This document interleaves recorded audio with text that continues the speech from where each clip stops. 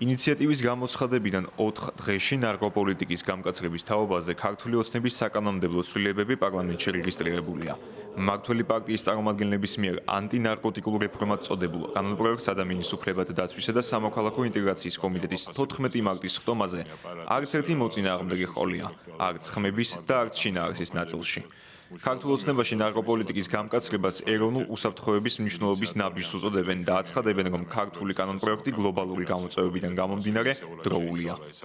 ეს არ არის საქართველოს პრობლემა მხოლოდ, ეს არის მსოფლიო პრობლემა და ამერიკის შეერთებული შტატების თუნდაც ახალი ადმინისტრაციის განცხადებით შეიძლება სამხედრო ნაწილებიც კი გამოიყენონ ნარკოკარტელების წინააღმდეგ ბრძოლაში. ასე რომ სოფლიო პრობლემა გარკვეულწილად აისახება ჩვენს პატარა ქვეყანაზე, დემოგრაფიასაც გადარჩენა ჭირდება, სტაბილურობასაც გადარჩენა ჭირდება და უამრავი ადამიანის ჯანმრთელობასაც, განსაკუთრებით ახალგაზრდობის და ამის პარალელურად უნდა ვითარდებოდეს ჯანსაღი ცხოვრების წესის, არა მარტო პროპაგანდა, არამედ ინფრასტრუქტურა, რომელიც ასე უხვად არის საქართველოში.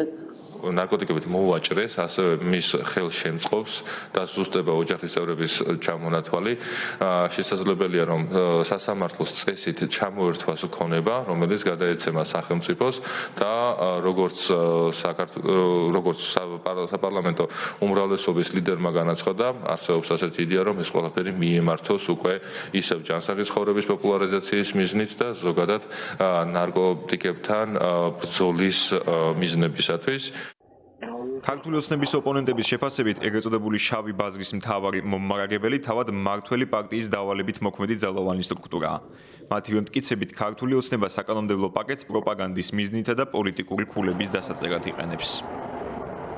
უნდა ვებრძოლოთ და შევპოვრები ვიყოთ ნარკორეალიზატორებთან. ოღონდ ერთხელ და სამუდამოდ ამ ქვეყანაში საღი თვალით და არა პოლიტიკური მიზნებით უნდა შევეხოთ ამ პრობლემას, იმიტომ რომ ის ადამიანების სიცოცხლეს ეხება და ამ ადამიანების გამოყენება რაღაც რომ მეორე ხარისხოვან მოქალაქეებად და პროპაგანდის ინსტრუმენტებად უბრალოდ არ შეიძლება. ადამიანების სიცოცხლეს, ოჯახების ბედნიერებას და ამ ქვეყნის სტაბილურობას და სიჯანსაღეს ეხება ეს საკითხი და ერთხელ და სამუდამოდ სწორად უნდა გავსაზღვროთ ის დოზები, რაც ექვემდებარება თქვათ რეალიზაციას მუხს, ის დოზები, რაც მომხმარებლებს შეიძლება თან კონდეთ და არავითარ შემთხვევაში არ შეიძლება მომხმარებლების დასჯა მოხმარებისთვის, იმიტომ რომ არსად დედამიწის არც ერთ წერტილში, ისტორიის არც ერთ მომენტში სადამსჯელო პოლიტიკა მომხმარებლების მიმართ წარმატებული არ ყოფილა. მსხვილი ნარკორეალიზატორები ვერ ფუნქციონირებენ სახელმწიფოს მფარველობის გარეშე და რა თქმა უნდა, აქაც ეს კრიმინალი, ისევე როგორც ყველა სხვა ტიპის კრიმინალი,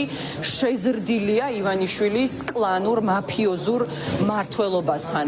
ამიტომ ამ ხელისუფლების მხრიდან ამ საკითხის წამოწევა ისეთივე ცინიზმია, როგორიც იქნებოდა მაგალითად მათი მხრიდან დეოკუპაციაზე საუბარი, მაშინ როდესაც სრულ კოლაბორაციაშია ივანიშვილი ოკუპანტ სახელმწიფოსთან.